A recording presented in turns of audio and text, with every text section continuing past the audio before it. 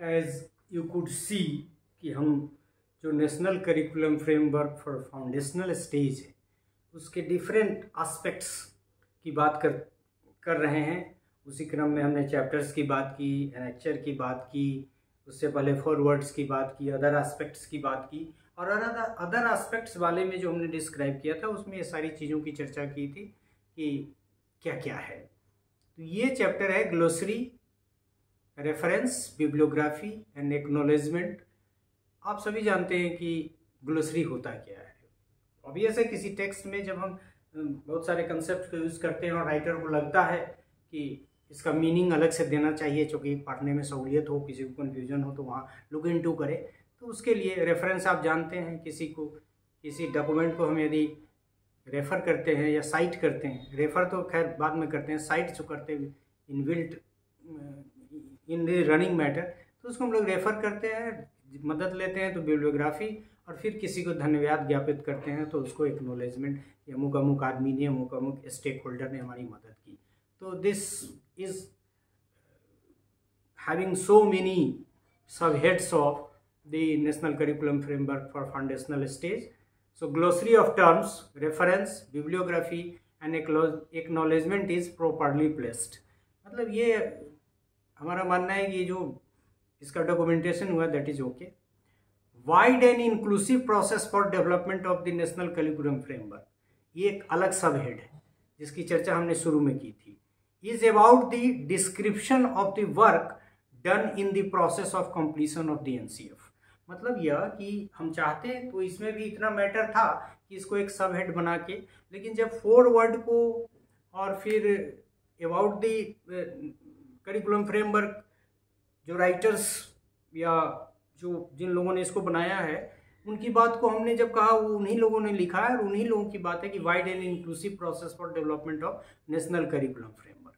लेकिन ये एक सब हेड है, इसमें भी बहुत सारी बातें कही गई हैं, लेकिन हम इस पे ज़्यादा नहीं फोकस करेंगे क्योंकि मुझको लगा कि कहीं ना कहीं बहुत सारी बातें वही हैं जो या तो फॉरवर्ड में कही गई है या फिर about the national curriculum framework वाला जो पार्ट था उसमें कही गई है। सो हमने लिखा कि it is about the description of the work done in the process of completion of the NCF. इतनी ही बात हमने इसमें कही। In brief it is already narrated through forward and about the national curriculum framework. दोनों aspect हमने अभी कहा भी और ये यहाँ मेंशन भी है स्लाइड में। सीरियस एकेडमिशियंस, अब कौन है सीरियस कौन अनसीरियस है ये मैं सर्टिफिकेट तो दे नहीं सकता, लेकिन सीरियस का मतलब जो ज़्यादा जानना चाहते हैं, जो आगे की चीज़ को जानना चाहते हैं, वो चीज़ों को खोजना चाहते हैं, उनको मैं सीरियस मानता हूँ। Serious academicians are suggested to go through if they wish to know involvement of different stakeholders in the more specific manner. मतलब ये हमने यहाँ रिकमेंड कर दिया है कि यदि आप चाहते हैं कि इस डॉक्यूमेंट के बनने में कौन कौन लोग थे, किन किन लोगों से सहायता ली गई, कौन कौन ऑर्गेनाइजेशन, कौन कौन इंडिविजुअल कंसल्ट किए गए, आदि आदि, तो इसके लिए आपको डॉक्यूमेंट में जाना चाहिए।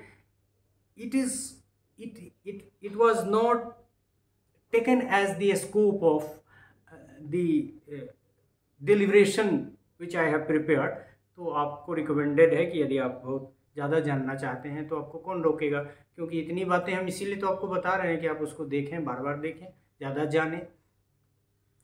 सो glossary is there, reference is there, bibliography is there and acknowledgement is there. सबका मतलब आप जानते हैं, वो होना भी चाहिए, क्योंकि कोई भी डॉक्यूमेंट हम बनाते हैं, आप भी अमेंडमेंट डिजिटेशन करेंगे, आप भी उसमें डालेंगे, एक्नॉलेजमेंट डालेंगे, रेफरेंस भी डालेंगे। ग्लोसरी नहीं डालते हैं लेकिन डाल सकते हैं कोई ऐसा वर्ड है जिसको डिफाइन किया, क्योंकि हम लोग टेक्स्ट में ही ऑपरेशनली डिफाइन कर देते हैं तो ज़रूरत नहीं है फिर, लेकिन बहुत डालते भी हैं। आप जो देखते हैं कि इस पेज पे देखें इस वर्ड का मीनिंग, जिसको हम लोग की बुक्स में जनरली जानते हैं, बहुत सारे रिसर्च वाले भी डालते हैं, और मुख्य रूप से इसके बारे में भी हमने कह दिया जो इसमें नहीं है, क्योंकि इसको हमने इसमें समेट लिया है, और वो चूँकि थोड़ा लंबा था तो उसको उसमें देना सही नहीं हमने समझा।